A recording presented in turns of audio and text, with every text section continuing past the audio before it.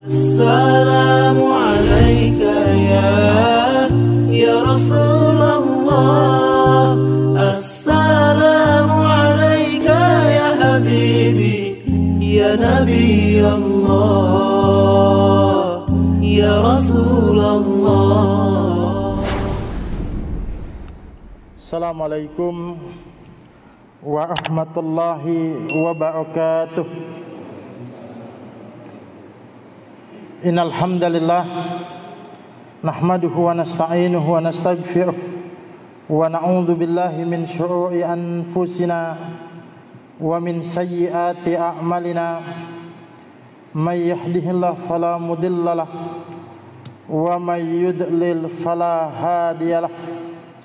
Asyhadu an la ilaha illallah wahdahu la syarikalah wa asyhadu anna Muhammadan abduhu wa rasuluhu la nabiyya ba'dah.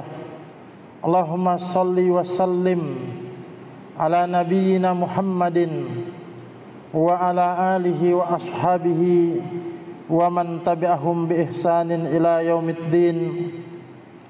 Amma ba'du. Alhamdulillah, jamaah yang dimuliakan oleh Allah Subhanahu wa taala, bersyukur kita kepada Allah pada kesempatan malam ini kembali dapat melanjutkan pengajian kita, dan ini kita sudah berganti tahun, Pak. Kita sudah masuk di 1422 Hijriyah. Kita masih berada di awal bulan Muharram. Nah, mungkin malam ini kita juga sedikit akan membahas hal-hal yang berkaitan dengan bulan Muharram tersebut. Kenapa ini penting? Sebab bulan Muharram ini adalah bulan yang dimuliakan oleh Allah Subhanahu wa taala. Bulan yang memiliki keistimewaan. Walau terkadang di tengah-tengah masyarakat ada sebagian yang menganggap bulan Muharram ini sebagai bulan yang mungkin bulan sial, bulan panas, Makanya ada yang sebagian yang takut mengadakan hajatan, mengadakan walimah atau pesta pernikahan di bulan ini. Padahal bulan ini adalah bulan yang sangat mulia. Makanya biasa dulu saya ketika membuat kajian tentang bulan Muharram ini, kita punya judul bulan Muharram keutamaan yang ternoda. Bulan yang utama, tapi banyak keyakinan-keyakinan, anggapan-anggapan yang salah dengan bulan tersebut. Sebagaimana kita sudah sebutkan sebelumnya, di antara keutamaannya adalah Allah Subhanahu wa taala memasukkan bulan Muharram ini sebagai salah satu dari 4 bulan suci, yang ayat dan hadisnya itu sudah kita bahas sebelumnya. Ini sebagaimana ini sedikit mengulang lagi. Allah Subhanahu wa taala menyebutkan di dalam surah At-Taubah ayat 36 itu, inna iddatas syuhuri indallahi isna asyara syahran fi kitabillahi yauma khalaqas samawati wal ard minha arba'atun hurum. Sesungguhnya bilangan bulan di sisi Allah adalah 12 bulan dalam ketetapan Allah di waktu Dia menciptakan langit dan bumi, dan di antaranya ada 4 bulan suci, ada 4 bulan mulia. 4 bulan itu kemudian diperjelas oleh hadis riwayat Imam Muslim, riwayat Imam Bukhari dan Muslim dari sahabat Abu Bakar. Nabi mengatakan, as-sanatu isna asyara syahran minha arba'atun hurum, salasatun mutawalliyatun dzul qa'dah wa dzul hijjah wal muharram wa rajab. Kata Nabi, satu tahun itu terdiri dari 12 bulan. 4 di antaranya adalah bulan mulia, 4 di antaranya adalah bulan suci, 3 berturutan bersambung, yakni bulan Dzulqa'dah, bulan Zulhijjah, dan juga bulan Muharram, kemudian loncat setelah itu bulan Rajab. 3 bersambung. Kita sudah melewati bulan Zulqa'dah. Alhamdulillah, kita sudah membahas juga kemarin keutamaan bulan Zulqa'dah. Kemudian bulan Zulhijjah juga, masih belum lama kita tinggalkan, dan kita saat ini berada di dalam bulan yang mulia lagi, yakni bulan Muharram. Nah, jemaah yang dimuliakan oleh Allah Subhanahu wa taala, sebagaimana juga pernah kita jelaskan, di antara konsekuensi kemuliaannya ialah amal-amal yang dikerjakan pada bulan-bulan tersebut, termasuk di dalam bulan Muharram ini, dilipat gandakan oleh Allah Subhanahu wa taala pahalanya. Di antara amalan yang secara khusus disebut oleh Allah Subhanahu wa taala di dalam bulan Muharram ini adalah tentang berpuasa. Nah, ini ada hadis khusus yang mungkin malam ini hadis itulah yang sedikit akan kita kaji, hadis tentang keistimewaan berpuasa di dalam bulan Muharram. Hadisnya, jemaah yang dimuliakan oleh Allah Subhanahu wa taala, adalah sebuah hadis yang berasal dari sahabat, yakni Abu Hurairah, yang dikeluarkan oleh Imam Muslim,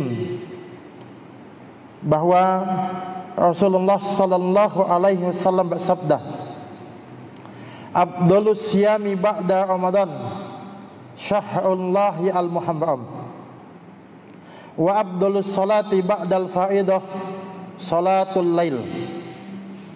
Kata Nabi, seutama-utama puasa setelah puasa Ramadan adalah berpuasa di bulan Allah, yakni bulan Muharram. Dan seutama-utama salat setelah salat yang wajib itu adalah salat malam. Nah, ini hadis yang menunjukkan bahwa puasa di bulan Muharram itu adalah merupakan puasa yang istimewa. Nah, jemaah yang dimuliakan oleh Allah Subhanahu wa taala, sedikit kita coba telaah satu persatu kemudian hadis ini, yang di sini Nabi sallallahu alaihi wasallam menggandengkan antara puasa dengan salat, yakni menjelaskan bahwa puasa yang utama setelah puasa wajib itu adalah puasa di bulan Muharram, dan kemudian juga menjelaskan salat yang paling utama setelah salat yang wajib adalah salat lail. Tentu kita sangat memahami sekali. Kalau ditanya kepada kita salat apa yang lebih, salat apa yang utama setelah salat 5 waktu, itu pasti kita menjawab salat malam, salat tahajud. Nah, salat tahajud itu adalah salat yang utama. Nah, kedudukan puasa itu seperti salat tahajud dalam ibadah salat. Maksudnya, kalau salat tahajud itu adalah salat sunnah yang paling utama, maka puasa sunnah yang paling utama adalah berpuasa di bulan Muharram. Satu. Jadi puasa di bulan Muharram ini adalah puasa yang istimewa, puasa yang afdal, puasa yang paling utama. Kata Nabi, afdhalus siyami ba'da Ramadan syahrullahi al-muharram. Seutama-utama puasa setelah puasa Ramadan adalah puasa di bulan Allah, yakni bulan Muharram. Nah, ini satu poin yang kita dapat. Jadi boleh kita ungkapkan dengan kalimat begini, bahwa kalau salat sunnah yang utama itu adalah salat malam, salat tahajud, maka puasa sunnah yang paling utama adalah puasa di bulan Allah, yakni bulan Muharram. Itu satu. Yang kedua, yang penting juga jamaah yang dimuliakan oleh Allah Subhanahu wa taala untuk kita cermati adalah hadis ini menyebutkan bulan Muharram itu dengan sebutan Syahr Allah, dengan sebutan bulan Allah, ya. Tadi kan dikatakan Abdulus Siyami ba'da Ramadan, as-siyamu syahrullah al-muharram. Seutama-utama puasa setelah puasa Ramadan adalah puasa di bulan Allah. Bulan Allah itu maksudnya apa? Yakni bulan Muharram. Nah, bulan Muharram itu disebut dengan bulan Allah Subhanahu wa taala. Nah, jemaah yang dimuliakan oleh Allah Subhanahu wa taala, maknanya adalah tidaklah sesuatu itu disandarkan kepada nama Allah kecuali, ya, pasti memiliki keistimewaan, ya. Jadi bulan ini disebut bulan Allah, pasti bulan ini memiliki keistimewaan. Sebagaimana ada satu tempat yang disandarkan kepada nama Allah, Baitullah misalnya, maka itu adalah tempat yang istimewa. Begitu juga nama, ya, Nabi menyebutkan di dalam hadis itu di antara nama yang utama itu adalah Abdullah dan Abdurrahman. Kenapa Abdullah ini menjadi utama? Karena ini hamba Allah yang satu nama disandarkan kepada atau dikaitkan dengan nama Allah Subhanahu wa taala. Makanya juga dia menjadi sangat utama. Nah, maka penyebutan bulan Muharram sebagai syahr Allah, sebagai bulannya Allah Subhanahu wa taala, ini menunjukkan bahwa bulan Muharram ini adalah bulan yang istimewa. Itu pelajaran yang kedua. Jadi pelajaran yang pertama tadi jemaah yang dimuliakan oleh Allah Subhanahu wa taala, ya, puasa di bulan Muharram itu adalah puasa yang istimewa, puasa sunnah yang paling utama. Kemudian yang kedua pelajaran yang kita petik bahwa Nabi menyebut bulan Muharram itu sebagai bulannya Allah Subhanahu wa taala. Nah, sekarang kemudian muncul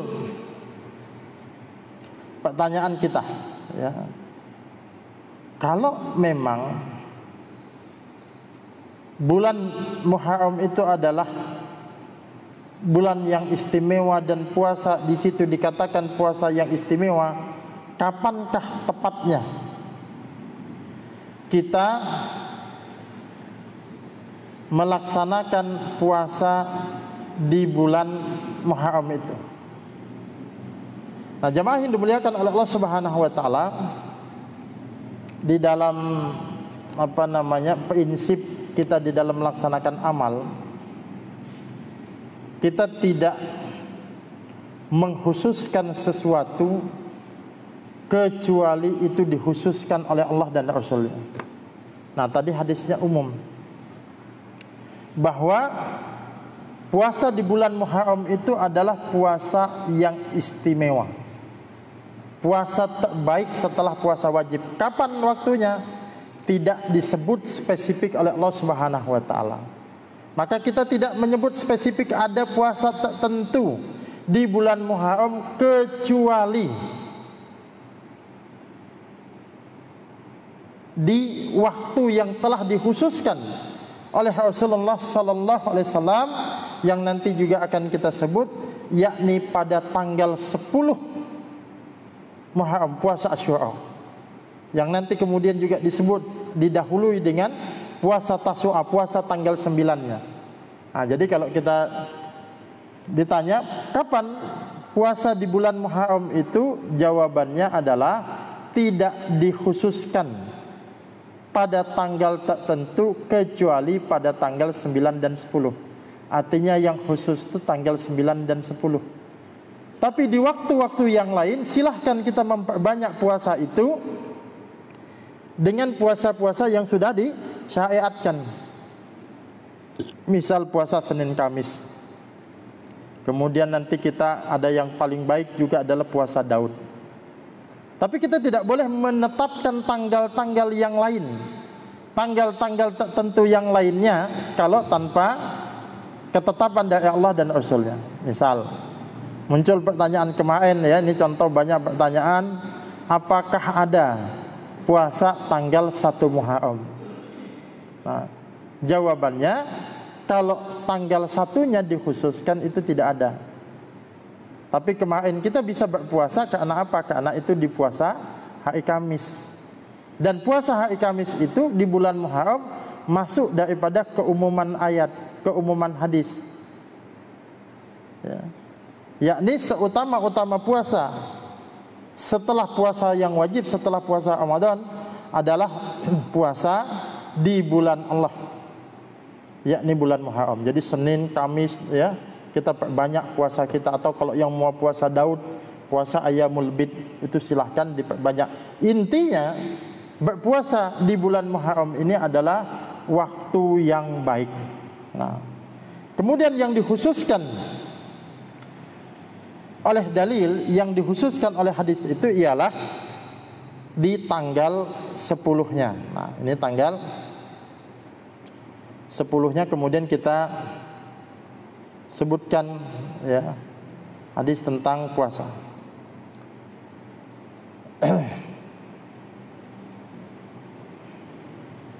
Dalam sebuah hadis riwayat Imam Muslim, Nabi pernah bersabda, kata Nabi, wasyamu yaumi asyura ahtasibu 'alallahi ayyukaffi'a as-sanata allati qablahu. Dan puasa di hari Asyura itu saya berharap kepada Allah agar dapat menghapuskan dosa setahun yang lalu. Nah, dari hadis ini jamaah yang dimuliakan oleh Allah Subhanahu wa taala, dua pelajaran yang bisa kita petik. Yang pertama, bahwa disyariatkan kita berpuasa pada hari Asyura. Apa yang dimaksud dengan Asyura itu? Asyura itu artinya hari ke-10. Jadi disunahkan bagi kita untuk berpuasa tanggal 10 Muharram. Itu satu. Ya, disunahkan, disyariatkan. Jadi boleh kita mengkhususkan tanggal 10 karena memang nanti ada dalilnya. Dan itu tak kait tanggal, jadi tidak mesti kemudian di hari apa. Nah, nanti kita lihat hari apa itu tanggal 10 ya. Kalau tidak salah tanggal 10 itu hari Sabtu yang akan datang ya. Bukan Sabtu besok. Sabtu besok kan tanggal 3. Nah, tanggal 10 itu Sabtu yang akan datang, itu hari Asyura tanggal 10. Disunahkan kita di situ. Nah, faedah yang kedua dari hadis yang kita bacakan tadi, bahwa keutamaan puasa Asyura itu adalah dapat menghapuskan dosa setahun yang lalu. Ya. Jadi puasa ini disyariatkan, puasa ini hukumnya sunnah. Yang kedua, dia memiliki keutamaan akan dihapuskan dosa setahun yang lalu. Itu tentang Asyura. Nah, sedikit juga kita menyebutkan sebuah riwayat, menyebutkan sebuah hadis tentang keutamaannya, apa sejarahnya. Disebutkan dalam sebuah hadis an Ibnu Abbasin radhiyallahu anhuma, anna Rasulullah sallallahu alaihi wasallam qadimal Madinata fawajadal yahuda siyaman yauma Asyura. Faqala lahum Rasulullah sallallahu alaihi wasallam, ma hadha al-yaumul ladzi tasumunahu? Faqalu hadha yaumun azimun anzalallahu fihi Musa wa qaumahu wa ghabaka fir'auna wa qaumahu fasamahu Musa syukran fanahnu nasumuhu. Faqala Rasulullah sallallahu alaihi wasallam, fanahnu ahaqqu wa aula bi Musa minkum. Fasawmahu Rasulullah sallallahu alaihi wasallam wa amara bisyamihi.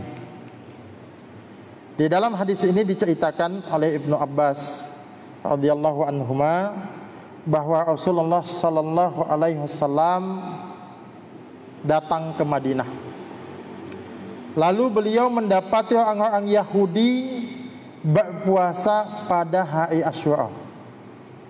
Jadi Nabi kan sebagaimana kita ketahui kisahnya, Nabi itu aslinya orang Mekah, kemudian ada perintah hijrah, ya. Lalu Nabi hijrah ke Madinah. Nah, di Madinah dulu itu, ya, di antaranya terdapat juga penduduk Madinah dulu itu orang-orang Yahudi. Maka Rasulullah sallallahu alaihi wasallam melihat atau mendapat orang-orang Yahudi ini berpuasa pada hari Asyura atau tanggal 10 bulan Muharram ini.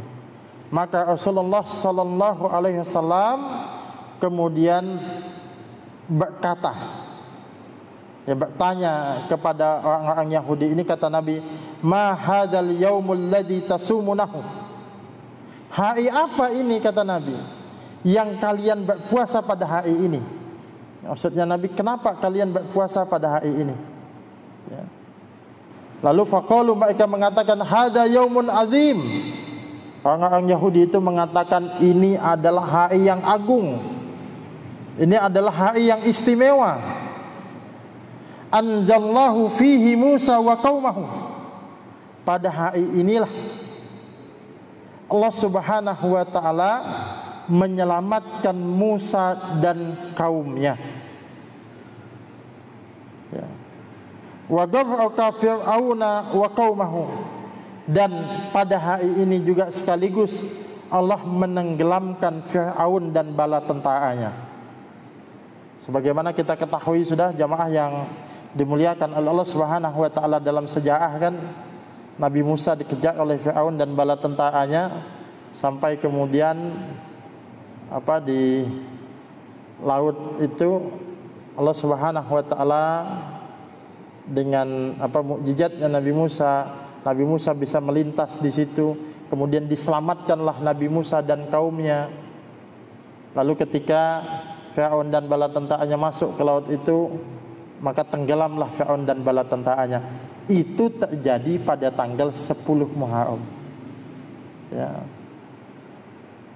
Fasaumahu Musa, sebagai bentuk syukurnya, ya, Nabi Musa, fasaumahu Musa syukran, sebagai bentuk syukurnya maka Nabi Musa berpuasa pada tanggal 10 Muharram atau hari Asyura tersebut.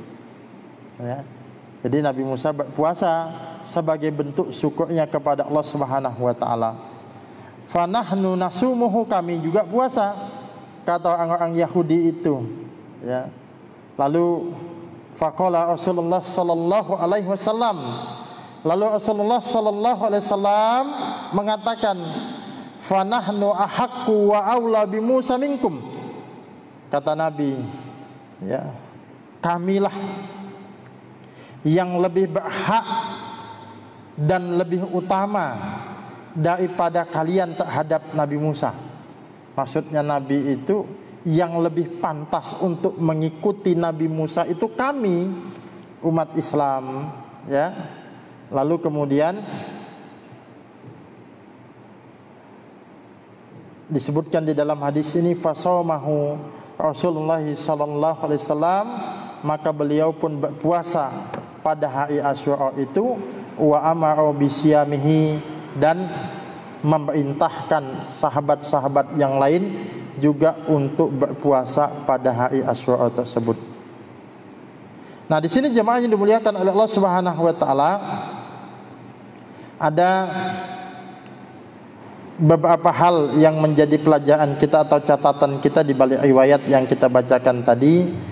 Pertama, ini menjelaskan tentang sejarah hari Asyura itu. Ternyata sejarahnya itu sejak zaman Nabi Musa. Ya, Nabi Musa kemudian berpuasa sebagai bentuk apa? Bentuk syukurnya kepada Allah Subhanahu wa taala karena telah diselamatkan dari kejaran Fir'aun dan bala tentaranya. Ya. Makanya ini juga menjadi hikmah, menjadi pelajaran bagi kita, bahwa apabila kita mendapatkan kebaikan, mendapatkan pertolongan dari Allah Subhanahu wa taala, termasuk di antaranya bentuk pertolongan itu adalah diselamatkan. diselamatkan dari mara bahaya, maka hendaknya kita bersyukur kepada Allah. Tentu bentuk syukur kita tidak sebatas hanya ucapan alhamdulillah, tapi bentuk syukur kita juga adalah dengan melaksanakan ketaatan kepada Allah Subhanahu wa taala. Ya. Nah, sebagaimana Nabi Musa tadi berpuasa, maka kita tentu berpuasa. Berpuasa apa? Berpuasa dengan puasa yang sudah dituntunkan, disyariatkan dalam agama kita. Catatan yang kedua, di balik hadis ini jamaah yang dimuliakan oleh Allah Subhanahu wa taala adalah Nabi mengatakan kami yang lebih berhak dan lebih utama daripada kalian terhadap Nabi Musa. Sebab apa? Sesungguhnya Nabi Musa itu adalah nabinya umat Islam, bahkan menjadi rukun iman bagi kita untuk mengimani para nabi itu. Antuk minabillahi wa malaikatihi wa kutubihi wa usulihi. Rukun iman yang keempat, Nabi mengatakan bahwa iman itu adalah engkau beriman kepada Allah, malaikat-malaikatnya, kitab-kitabnya, dan rasul-rasulnya, termasuk diantaranya Nabi Musa. Adapun orang Yahudi mengklaim Nabi Musa sebagai nabi mereka itu hanya pengakuan, sebab mereka sudah menyimpang dari ajaran Nabi Musa, bahkan dalam hal prinsip, yakni ajaran tauhidnya. Jadi sekali lagi sebagaimana pernah kita sampaikan, tidaklah Nabi Musa itu kecuali beragama Islam, bukan agamanya Yahudi. Makanya Nabi mengatakan kami yang berhak dan lebih utama untuk mengikuti Nabi Musa dibandingkan dengan kalian. Maka kemudian Nabi berpuasa. Nah, jemaah yang dimuliakan oleh Allah Subhanahu wa taala, lalu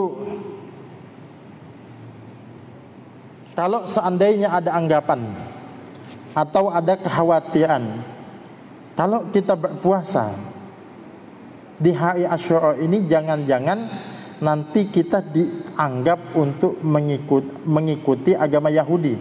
Jangan-jangan begitu, karena Yahudi yang berpuasa tadinya. Maka ini dijelaskan dalam hadis yang lain, riwayat Imam Muslim juga. Abdullah bin Abbas radhiyallahu anhuma berkata, saat Rasulullah sallallahu alaihi wasallam berpuasa pada hari Asyura dan juga memerintahkan para sahabat untuk berpuasa. Para sahabat berkata, ya Rasulullah, innahu yaumun tu'azzimuhul yahudu wan nasara. Wahai Rasulullah, itu adalah hari yang sangat diagungkan oleh kaum Yahudi dan Nasrani. Ini tentu pertanyaan sahabat ini bukan dalam rangka membangkang perintah Rasulullah sallallahu alaihi wasallam, tapi hanya sebatas bertanya saja. Kan Nabi memerintahkan untuk berpuasa pada hari Asyura. Hari Asyura itu hari yang diagungkan oleh Yahudi dan juga oleh Nasrani. Makanya sahabat berkata, wahai Rasulullah, itu adalah hari yang sangat diagungkan oleh Yahudi dan Nasrani. Maka Rasulullah sallallahu alaihi wasallam menjawab, fa idza kana al-amul muqbil insyaallahu sumnal yaumat tasi'. Kata Nabi, insyaallah tahun depan kita akan berpuasa juga tanggal 9-nya.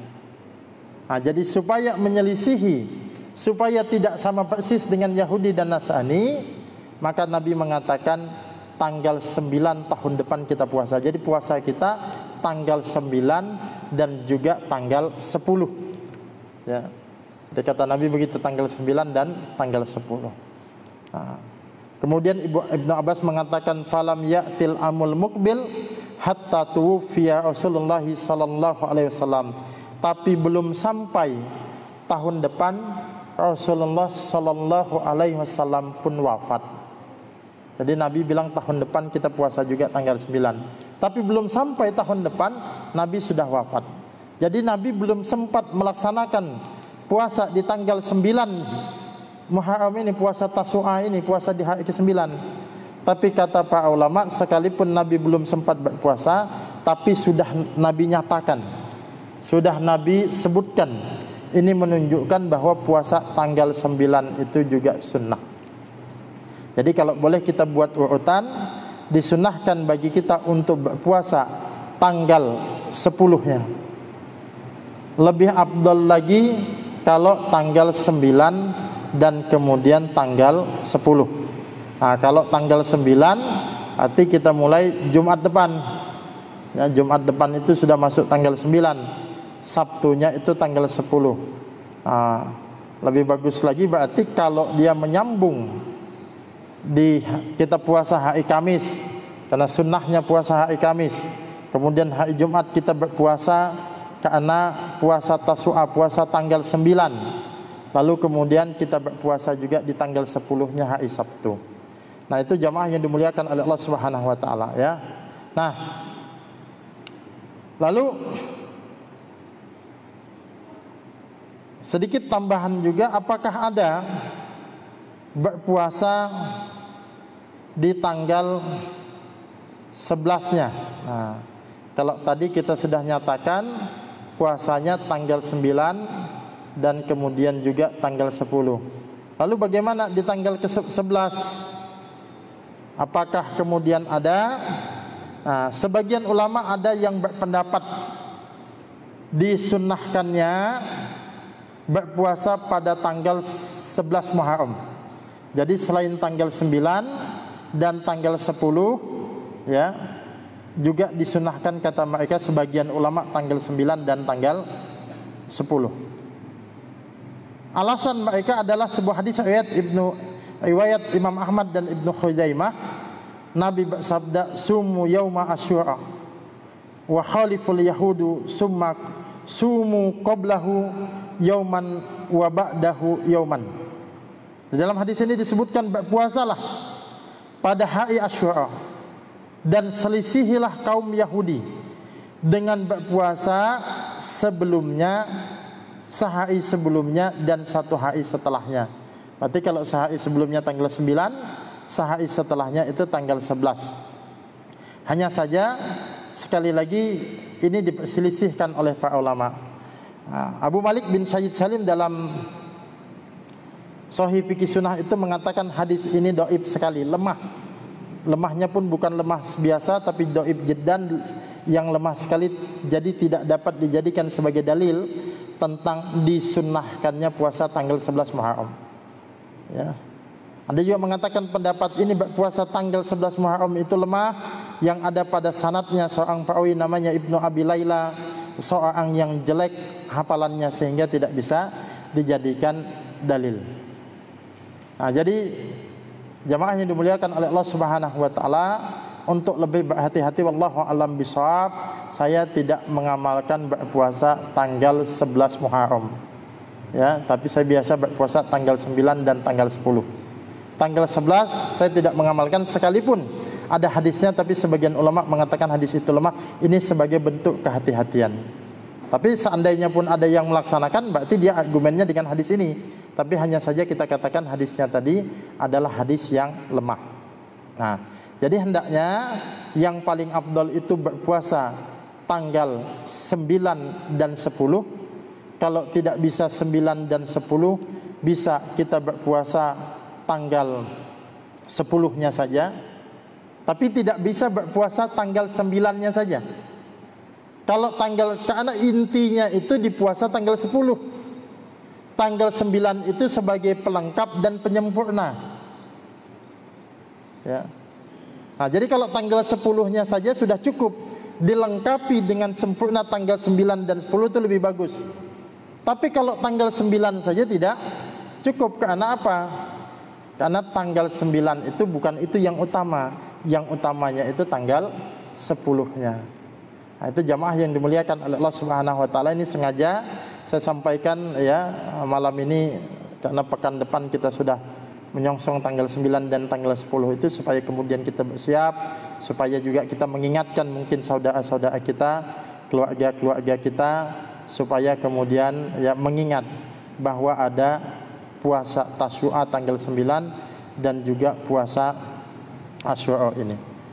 Nah, jamaah yang dimuliakan oleh Allah Subhanahu wa taala, sebagai bentuk kesimpulan kita. Di sini saya buat kesimpulan ada 4 poin ya. Pertama, bulan Muharram termasuk bulan suci yang di dalamnya amal soleh akan dilipat gandakan. Maka sangat baik kita berpuasa di dalamnya. Yang kedua, puasa pada bulan Muharram adalah puasa sunnah yang utama setelah puasa wajib di bulan Ramadan. Yang ketiga, pada bulan Muharram tersebut terdapat satu hari yang utama, yaitu hari Asyura 10 Muharram. Keutamaan berpuasa pada hari Asyura tersebut akan diampuni dosa-dosanya setahun yang lalu. Yang keempat, untuk menyempurnakan puasa Asyura kita juga disunahkan untuk puasa pada hari Tasyua, yakni tanggal 9 Muharram. Mudah-mudahan kita diberikan kemudahan oleh Allah Subhanahu wa taala untuk istiqamah di dalam amal-amal saleh kita. Mudah-mudahan juga semua ibadah kita diterima dan kelak kita semua bisa masuk ke dalam jannah, dalam surganya Allah Subhanahu wa taala. Kita tutup dengan doa penutup majelis. Subhanakallahumma wa bihamdika asyhadu an la ilaha illa anta astaghfiruka wa atubu ilaik. Sekian, assalamualaikum warahmatullahi wabarakatuh. Gabunglah bersama gerakan Infak Peduli Dakwah. Hanya dengan mendonasikan dana Anda sebesar Rp50.000 setiap bulan, berarti Anda telah membantu syiar dakwah Islam hingga ke berbagai wilayah pedalaman Kalimantan Timur. Karena dakwah tak harus ceramah. Kirim SMS atau WA Anda, ketik GIB Dakwah, kirim ke 0811 586 1331.